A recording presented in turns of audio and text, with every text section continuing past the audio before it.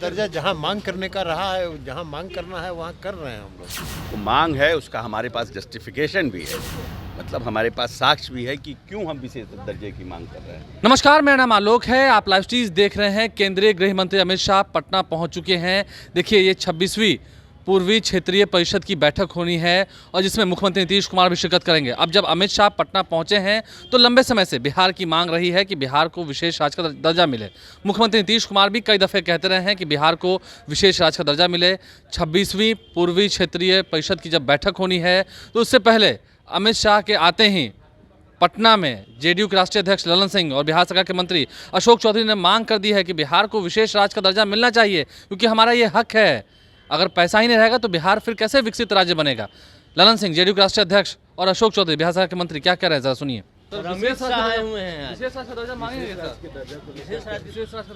अरे भाई, ये तो सरकारी कार्यक्रम में आए हुए हैं ना।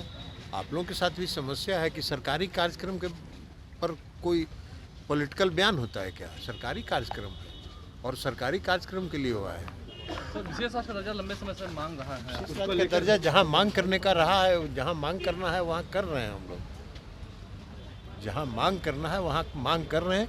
विशेष राज्य के दर्जा बिहार की ज़रूरत है, बिहार की आवश्यकता है, बिहार के विकास के लिए वो आवश्यक है, इसलिए उस मांग पर हम लोग कायम है। सर, अमित शाह हुआ है, विशेष राज्य के दर्जे की मांग रहेगी क्या? बिल्कुल विशेष राज्य की दर्जे की मांग भी रहेगी और जो मांग है उसका हमारे पास जस्टिफिकेशन भी है, मतलब हमारे पास साक्ष्य भी है कि क्यों हम विशेष दर्जे की मांग कर रहे हैं। और हम बिहार को, अगर आप चाहते हैं कि हम विकसित राज्यों की श्रेणी में आए, बीमारू राज्य के श्रेणी में केंद्र सरकार ने बिहार सहित और राज्यों को रखा था और उसके लिए विशेष पैकेज और विशेष की व्यवस्था की थी पहले यूपीए की सरकार ने। तो बीमारू राज्य माना कि बिहार एक बीमारू राज्य की श्रेणी में था और माननीय नेता ने इन 18 वर्षों में सबसे तेज गति से विकसित करने वाला प्रदेश बनाया। फिर भी हमारी जनसंख्या ज़्यादा है, क्योंकि सभ्यता हमारे यहाँ पहले आई थी, हमारे यहाँ जनसंख्या ज़्यादा, उसमें हमारी कोई गलती नहीं है। हम मतलब पीछे से हम बैगेज लेके आ रहे हैं।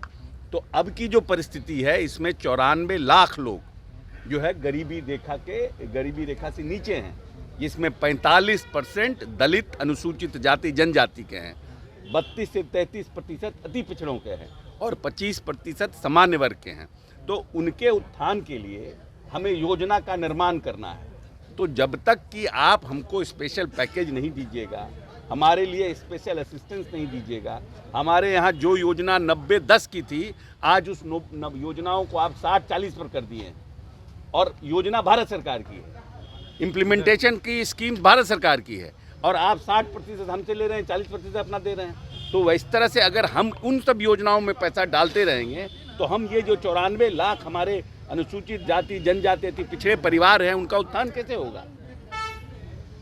उनका उत्थान कैसे? तो हमें चाहिए विशेष राज्य का दर्जा, स्पेशल पैकेज, और उसकी बात को मजबूती से हम लोग उठाएंगे। तो आपने दोनों की ही बातों को सुना है। जेडीयू कार्यालय पहुंचे राष्ट्रीय अध्यक्ष ललन सिंह ने और बिहार सरकार के मंत्री अशोक चौधरी ने क्या कहा है, आपको बता दें। 26वीं पूर्वी क्षेत्रीय परिषद की जो बैठक होनी है उसमें मुख्यमंत्री नीतीश कुमार भी शिरकत करेंगे। अमित शाह जब पटना पहुंचे उनकी तस्वीरें आपको दिखा रहे होंगे और कैसे मांग उठने लगी है, बिहार को विशेष राज्य का दर्जा मिलना चाहिए। अगले साल लोकसभा के चुनाव है 2024 में, तो उससे पहले देखना होगा बिहार की जो मांग रही है, क्या इस पर अमित शाह विचार करेंगे, केंद्र सरकार विचार करेगी, और अगर नहीं तो फिर बिहारी वोट क्यों देंगे, ये भी एक सवाल होगा। हमारे चैनल को सब्सक्राइब कर लें, साथ साथ फेसबुक पेज भी लाइक करें। धन्यवाद।